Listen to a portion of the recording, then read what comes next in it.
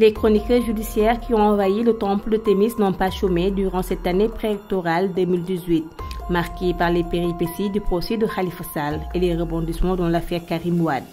En exil à Doha depuis juin 2016, au lendemain de sa condamnation par la Cour de répression de l'enrichissement illicite, en clair, au terme d'un procès à fort retentissement médiatique qui eut lieu durant le premier trimestre de 2018.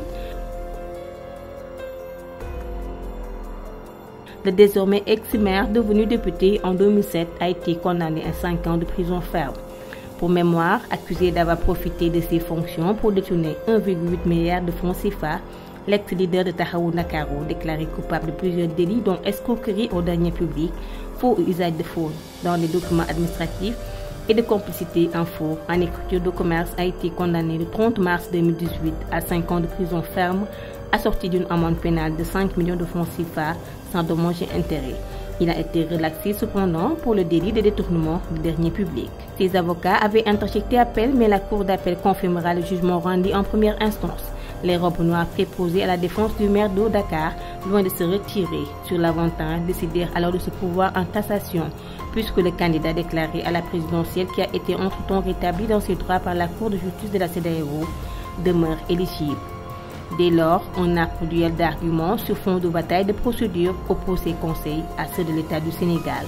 Le 20 décembre 2018, le président de la Chambre criminelle de la Cour suprême, Mamadou Bal, renvoie tout le monde au 3 janvier pour le délibéré tant attendu. Le risque est d'autant plus gros que le maire de Dakar pourrait candidater s'il n'est pas définitivement condamné avant le 19 janvier 2019, date à laquelle les 7 sages du Conseil constitutionnel publieront les listes des candidats à l'élection présidentielle. Le procès de Khalifa Sall a fait des dégâts collatéraux. Juste après sa condamnation, Barthélémy Dias a été alpagué par les éléments de la gendarmerie.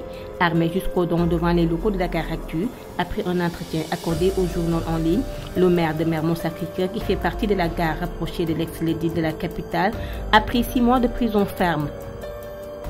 Le tribunal des flagrants délits de Dakar lui a infligé cette peine pour avoir, selon l'accusation, comparé les magistrats à des prostituées. L'actualité politico-judiciaire a été aussi marquée sur l'affaire Karim Wade, dont le retour est programmé pour bientôt. Loin de jeter le manche après la cognée, celui qui a été condamné en 2015 à 6 ans de prison ferme, puis libéré en juin 2016 par grâce présidentielle, a mené la résistance en saisissant à plusieurs reprises les juridictions nationales et internationales, CEDEAO, ONU et France, pour se laver à grande eau contre les accusations qui pourraient l'empêcher de se présenter à la prochaine présidentielle. Une autre affaire à avoir défrayé la chronique, le premier procès grandeur nature pour terrorisme au Sénégal, poursuivi avec d'autres suspects pour apologie du terrorisme et association de malfaiteurs. L'imam Alioune Badara Ndao a été relaxé. Ces 29 co-prévenus dont Martha Diokhane ont été condamnés à des peines allant jusqu'à 20 ans de prison. L'année 2018 n'a pas été un long fleuve tranquille pour l'artiste rappeur Baba Ndiaye alias Ngaaka Blindé. Il a été arrêté par les limiers des Parcelles Assainies suite à une fouille opérée dans son véhicule où un sac contenant l'équivalent de 5 millions de faux billets en coupure a été retrouvé. Annoncé à la chambre criminelle, le célèbre rappeur sera finalement jugé en chambre correctionnelle.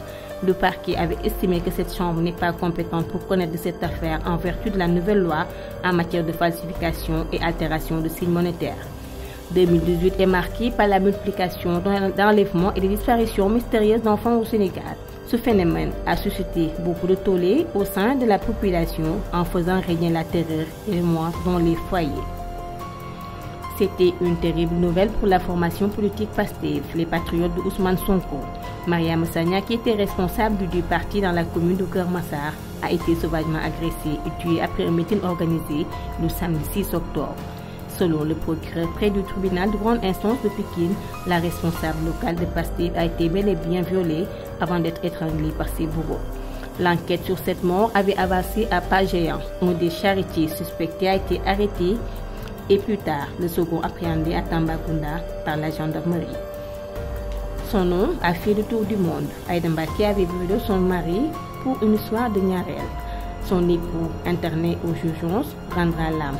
Cette fille, dont célèbre marabout, a été placée sous mandat de dépôt par un juge d'instruction. Elle est poursuivie pour assassinat avec préméditation et risque la perpétuité. Ainsi, l'année judiciaire 2018 se termine sur cette triste note. Bonne heureuse année 2019.